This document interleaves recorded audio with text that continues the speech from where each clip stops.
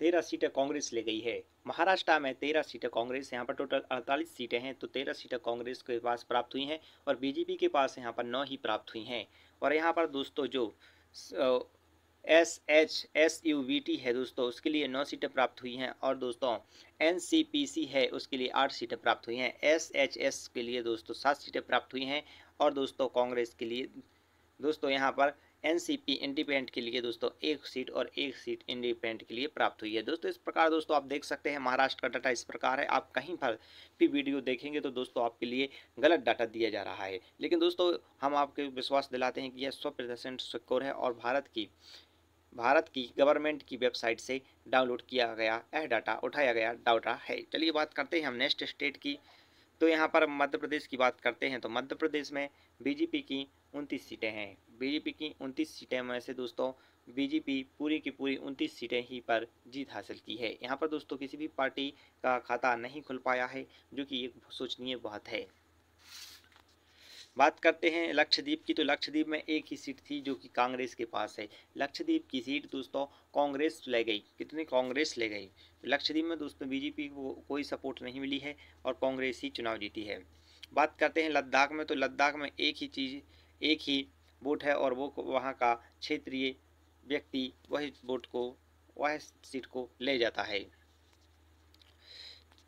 बात करते हैं केरल की, तो केरल की बात की जाए यहाँ के शिक्षित लोगों ने किससे चुना है, तो कांग्रेस को दोस्तों यहाँ पर सबसे ज़्यादा सपोर्ट किया गया है। केरल में कांग्रेस को सबसे अधिक सपोर्ट किया गया है। 14 सांसद हैं कांग्रेस के और दोस्तों इंडियन यूनियन मुस्लिम लीग यहाँ पर दोस्तों दो हैं। ठीक है दोस्तों, इंडियन यूनियन मुस्लिम लीग यहाँ पर 2 सांसद बने हैं और CPI के यहाँ पर 1 सांसद, बीजेपी का भी यहाँ पर दोस्तों 1 सांसद, KYC कोई दोस्तों 1 सांसद और दोस्तों RSF का भी यहाँ पर 1 सांसद बना है।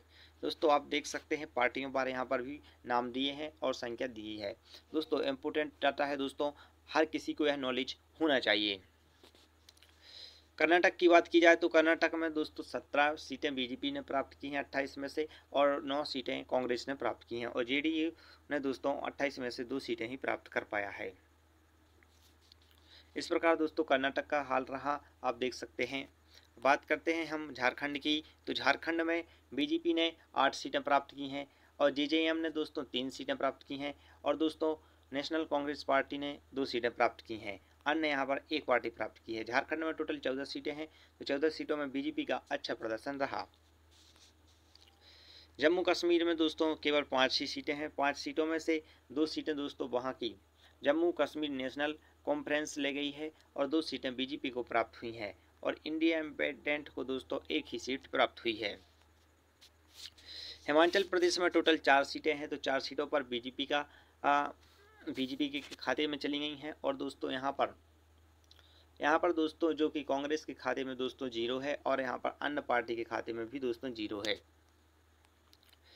हिमाचल प्रदेश की बात, हरियाणा की बात की जाए तो हरियाणा में टोटल 10 सीटें हैं जो कि बीजेपी पिछले 2019 में यहाँ पर पूर्ण बहुमत से थी, 10 की 10 सीटें बीजेपी की थी।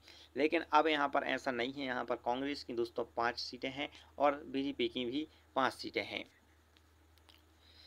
गुजरात की बात करें तो गुजरात में मोदी की लोकप्रियता बनी हुई है। यहाँ पर दोस्तों 25 की 25 सीटें 26 में से बीजेपी को प्राप्त हुई हैं और दोस्तों कांग्रेस को 1 ही प्राप्त हुई है।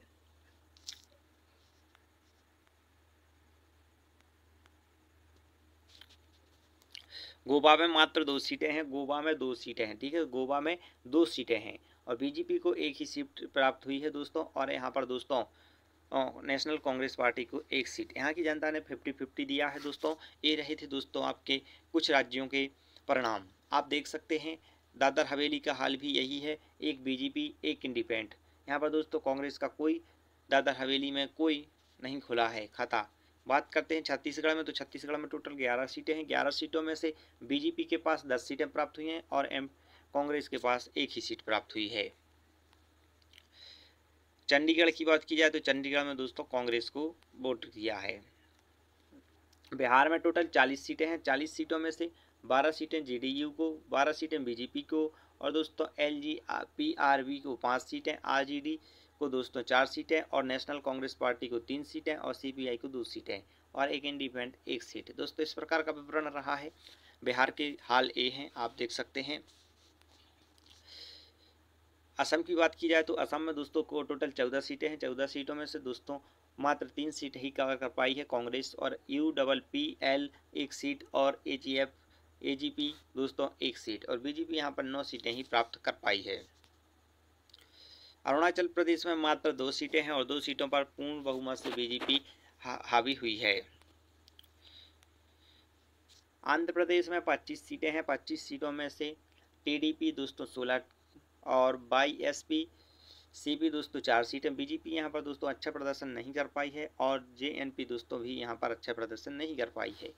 यहाँ पर दोस्तों तेलुगु देशम दोस्तों अच्छा प्रदर्शन किया है, 16 सीटों के साथ विजयी रहा है। अंडमान निकोबार में 1 ही सीट थी जिस पर बीजेपी विजयी रही। और तमिलनाडु की बात की जाए तो तमिलनाडु में दोस्तों DMK पार्टी अच्छा परफॉर्मेंस किया है। वहाँ की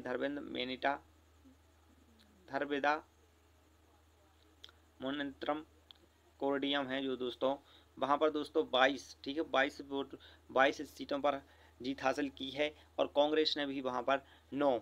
लेकिन यहाँ पर दोस्तों कांग्रेस को अच्छे खासे सांसद मिल जाते हैं, लेकिन भारतीय जनता पार्टी का यहाँ पर कोई खाता नहीं खुला है तमिलनाडु में।